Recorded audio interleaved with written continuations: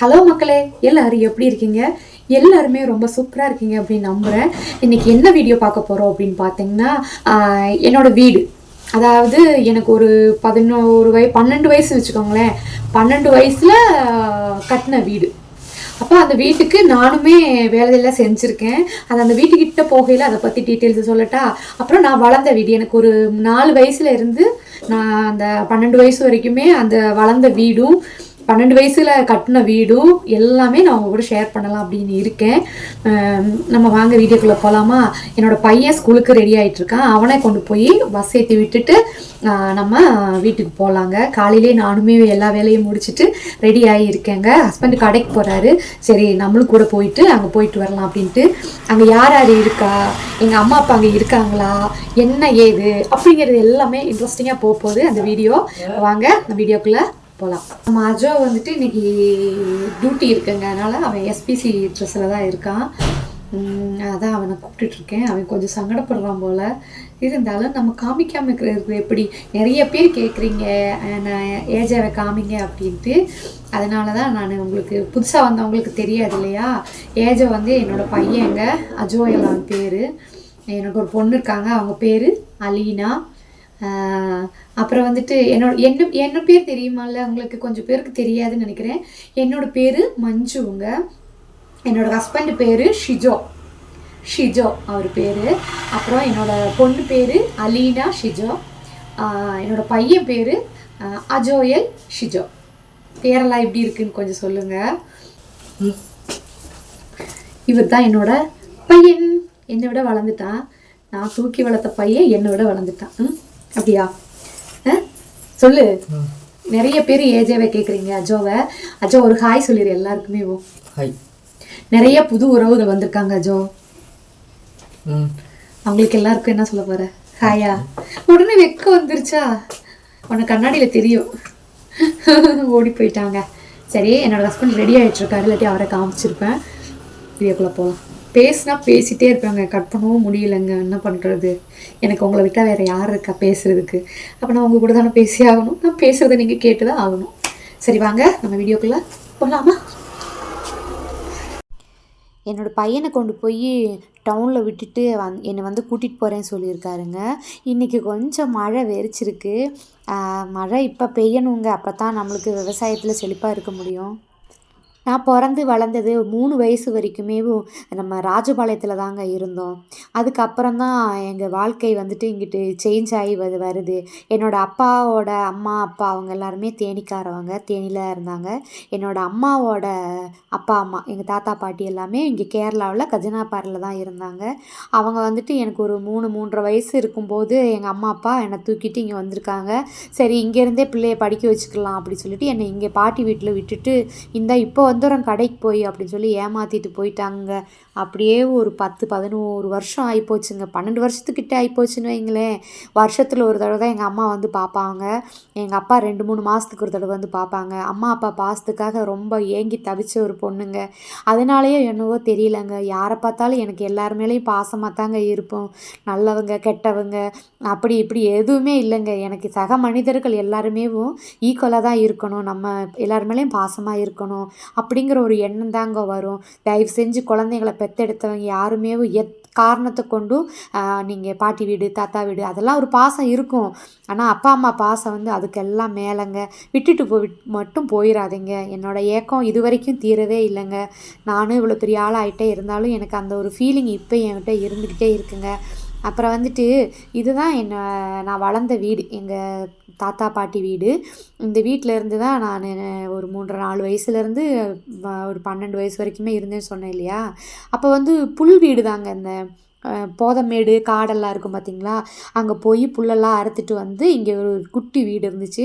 அந்த வீட்டில் தான் இருந்தோம். அதுக்கப்புறம் மண் வீடு கட்டினாங்க. அதுக்கப்புறம் எங்கள் மாமா கொஞ்சம் பெரிய ஆள் ஆன பிறகு அவர் தான் வந்துட்டு இந்த மாதிரி கொஞ்சம் பெரிய வீடாக கட்டினாருங்க. எங்கள் மாமா கல்யாணம் பண்ணி 3 குழந்தைய இருக்காங்க. எங்கள் மாமாவோட ஒய்ஃபு வந்துட்டு என்னை விட 2 வயசு தாங்க பெரியவங்க. எங்கள் மாமாவுக்கு ரொம்ப வயசெல்லாம் இல்லைங்க. அதனால நாங்கள் பேர் சொல்லி தான் எங்கள் மாமா ஒய்ஃபை அத்தையே கூப்பிட்டுக்கிறதுங்க. அத்தைன்னு சொல்ல முடியாது, 2 வயசு பெரியவங்க தானால அங்கே வாடி போடி அப்படின்னு சொல்லிக்கிறோம், பேர் சொல்லி கூப்பிட்டுக்குருவாங்க. அவங்களுக்கு வீடியோவில் வர விருப்பம் இல்லைங்க, அதனால தான் நான் காட்டல. நான் காலையிலே சொல்லியிருந்தேன், நான் வந்துட்டு என்னோடய வீடை நான் காமிக்கிறேன் அப்படின்ட்டு. எனக்கு 12 வயசு இருக்கிறப்ப வந்துட்டு நான் வற்புறுத்தி கட்டின வீடு தாங்க இந்த வீடு. எனக்கு இது பயங்கரமான ஒரு மெமரி, மறக்க முடியாத நினைவுகள். இந்த அளவுக்கு நான் வாடுறேன் அப்படின்னா எனக்கு நிறையா கனவுகள் இருந்திருக்கும் இல்லையா, அந்த கனவெல்லாம் கண்ட வீடு இதாக தாங்க இருக்கும். அந்த மெமரியான அந்த வீட்டை தாங்க காமிக்க போகிறேன். இப்போ பார்க்குறதுக்கு வீடு வந்து குட்டியாக இருக்குது, ஆனால் இதோட நினைவுகள் எனக்கு ரொம்ப பெருசாகவே இருக்குங்க.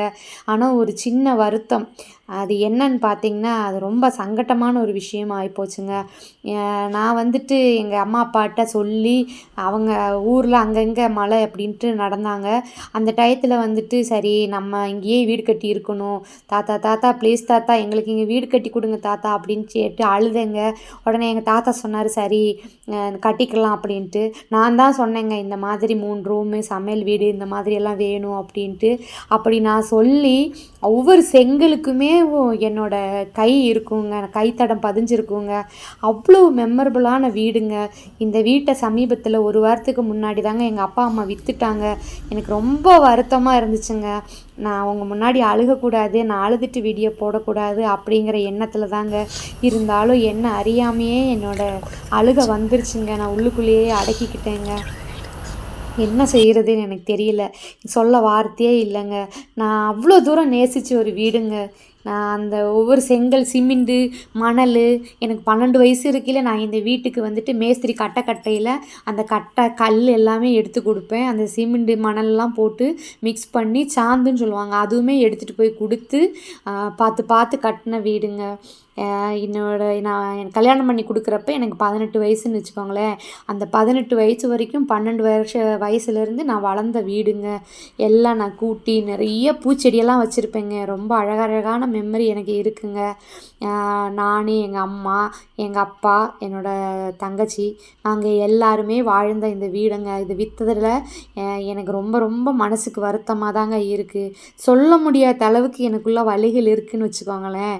அந்த சங்கடத்தை வந்துட்டு நான் பலவிதமாக வெளிப்படுத்தலாம், ஆனால் மற்றவங்களுக்கு அது காயப்படுத்திடுச்சுன்னா அதை என்னால் தாங்க முடியாதுங்க. நான் சொல்கிற வார்த்தை யாருக்கும் புண்பட்டதாக இருக்கக்கூடாது, அதனால் நான் எதுவுமே சொல்லலைங்க. இருந்தாலும் என்னோடய வீட்டை வந்து நான் உங்களுக்கு ஒரு தடவை சுற்றி காமிச்சிடுறேன். எவ்வளோ நாள் ஆனாலும் இந்த வீடை இடித்து இந்த வாங்கினவங்க புதுசாக கட்டுற வரைக்குமே இது என்னோடய வீடுங்க. நான் சொன்னேன் இல்லையா, அந்த ஒரு செங்கலுக்குமே என்னோடய இது ஸ்பர்ஷம் வந்து இருக்குங்க. ஸ்பர்ஷம் அப்படின்னா நம்ம வந்து அந்த தொட்டு தொட்டு பார்த்து செஞ்ச அந்த ஒவ்வொரு செங்கலுமே நான் எடுத்ததுங்க. அவ்வளோ சென்டிமெண்ட்டான ஒரு வீடுங்க. அந்த வீட்டில் இருந்து நான் என்ன சொல்கிறதுங்க, எங்கள் பாப்பா பிறந்தது, நான் இங்கே பிறந்து ஆஸ்பத்திரியில் குழந்த பிறந்து இங்கே வந்து தாங்க இருந்தோம். அதுக்கப்புறம் தான் நான் அங்கே நாங்கள் வாங்கின இடத்துக்கு போயிருந்தோங்க. ரொம்ப ரொம்ப வலிகளாக இருந்துச்சுங்க. எனக்கு அதை நம்ம எப்படி நான் உங்கள்கிட்ட வெளிப்படுத்துறதுன்னு எனக்கு தெரியல. என்னோடய ஃபீலிங் என்னன்னு உங்களுக்கு புரியும் அப்படின்னு நினைக்கிறேன். அது கொடுத்தாச்சு, நீ முடிஞ்சு போச்சு. எங்கள் அப்பா அம்மா வந்துட்டு வேறு இடத்துல வீடு இடம் வாங்குறதுக்கு பிளான் பண்ணிகிட்டு இருக்காங்க. அவங்களுக்கும் வீடியோவில் வர்றதில் விருப்பம் இல்லை. வீடியோவில் வர விருப்பம் இருக்கிறப்ப நான் கண்டிப்பாக அவங்கள எல்லாரையும் காமிக்கிறேங்க. அப்புறம் வந்துட்டு நிறையா பேருக்கு நிறையா டவுட் இருக்குது. நீங்கள் கொஸ்டின் கேளுங்க, நான் பதில் சொல்கிறேன் அப்படின்னு சொல்லியிருந்தேன். நீங்கள் யாருமே கேட்கலங்க. நீங்கள் பார்க்கலையா என்னன்னு எனக்கு தெரியல. இப்போயும் சொல்கிறேன், இந்த வீடியோ கீழே உங்களுக்கு கொஸ்டின் இருந்துச்சுன்னா சொல்லுங்கள், நான் அதுக்கான ஆன்சராக ஒரு வீடியோ போடுறேங்க. என்னோடய ஹஸ்பண்ட் வந்துட்டு கேரளாங்க, மலையாளத்துக்காரர் தான். நான் வந்து நம்ம தேனிக்கார பொண்ணு தாங்க. என்னோடய ஊர் நிறையா பேர் கேட்டீங்க. நான் வந்து தேனிக்கார பொண்ணுங்க. என்னோடய ஊர் தேனி தாங்க.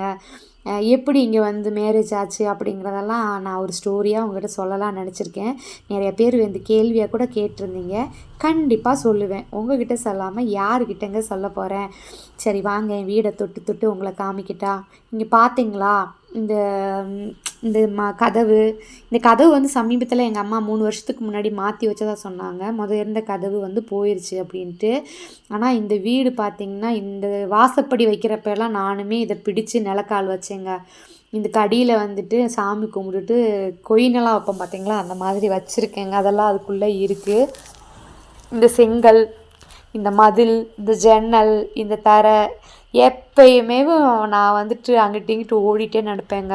எங்கள் அப்பா சொல்லுவார், என் பிள்ளை அங்கே வரும்போது எனக்கு கொலுசு சத்தலையே கண்டுபிடிக்கணும் அப்படின்னு எனக்கு ஒரு முத்துக்கட்டின கொலுசு கொடுத்துருக்காரு. அந்த கொலுசை நான் இப்பயுமே வச்சுருக்கேங்க. அதை மாற்றவே இல்லை. இப்பயுமே நான் பாதுகாப்பாக தான் வச்சுருக்கேன். நான் வந்துட்டு என்னன்னு பார்த்தீங்கன்னா, என்ன சொல்கிறது, என்ன விஷயமா இருந்தாலும் அதை எல்லாமே ஒரு பொக்கிஷமாக பார்க்கக்கூடிய ஒரு ஆளுங்க. எனக்கு அதில் வந்துட்டு எதுவுமே சங்கடங்கள் இருக்கும், வரும்.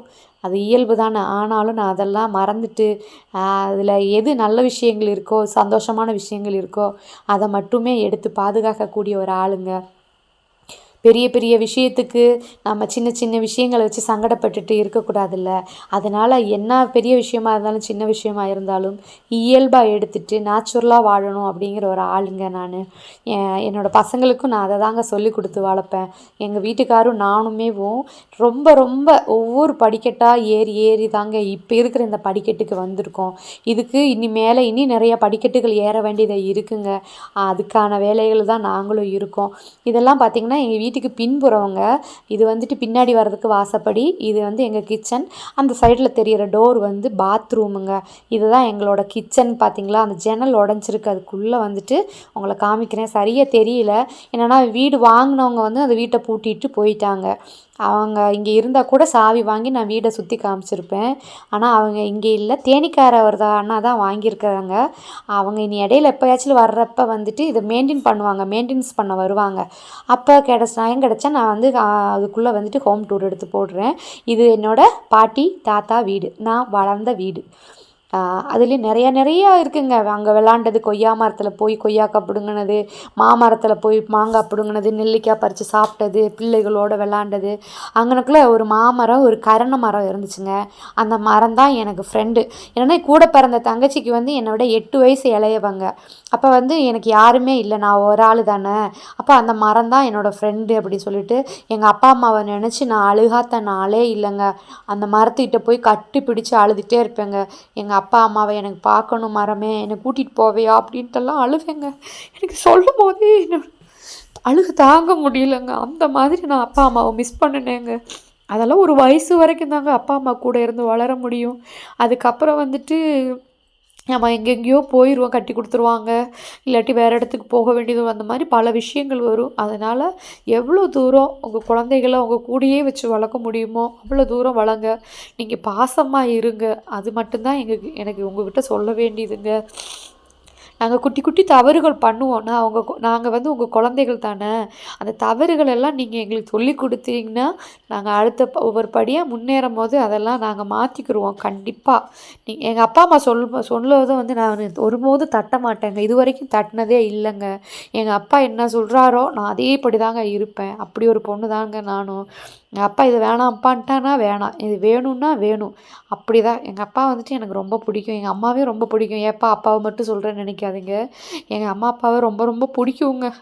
ஆனால் அந்த பாசம் தாங்க எனக்கு 4 வயசுலேருந்து கிடைக்கலையே அப்படிங்கிற அந்த பாசத்தை நினச்சி தாங்க நான் அழுவேன். இப்போயுமே எனக்கு அந்த அந்த ஃபீலிங் இருக்குங்க. அதை நினச்சி அழுதே தாங்க அந்த 12 வயசில் எங்கள் தாத்தாட்ட கெஞ்சி அந்த வீடு கட்டி கொடுங்க தாத்தா, அவங்கக்கிட்டேயே வச்சுக்கோங்க அப்படின்னுலாம் சொல்லி எப்படியோ ஒரு வழியாக அங்கே வீடை நாங்கள் கட்டிட்டோம். அதெல்லாம் பெரிய ஒரு விஷயங்க. 25 வருஷம் அதெல்லாம் அங்கே இருக்கும் அப்படிங்கும்போது இவ்வளோ பெரிய விஷயம்னு பார்த்துக்கோங்களேன். அதுக்கு அப்போல்லாம் எங்கள் வீடு தாங்க சூப்பராக இருக்கும். இதாங்க கஜனா பாறை. இங்கே தான் நான் படித்த ஸ்கூல் இருக்குது. அது இன்னொரு தடவை வரும்போது கண்டிப்பாக அவங்கள சுற்றி காமிக்கிறேன். என்னோடய ஸ்கூலெல்லாம் நான் போய் காமிக்கிறேன். எனக்கு நிறையா ஃப்ரெண்ட்ஸ் இருக்காங்க. என் ஃப்ரெண்ட்ஸ் எல்லாம் இப்போயுமே என் கூட பாசமாக இருப்பாங்க, என்னை நல்லா பார்த்துப்பாங்க இப்போயுமே. இதான் எங்கள் கஜனா பாறை கோயிலுங்க. என்னங்க அழுதுகிட்டே உங்களை இமோஷனல் ஆக்கிட்டேனா? சாரி, மன்னிச்சிருங்க. நெக்ஸ்ட் வீடியோவில் சந்திக்கலாம். எல்லா உறவுகளுக்கும் நன்றி, வணக்கம்.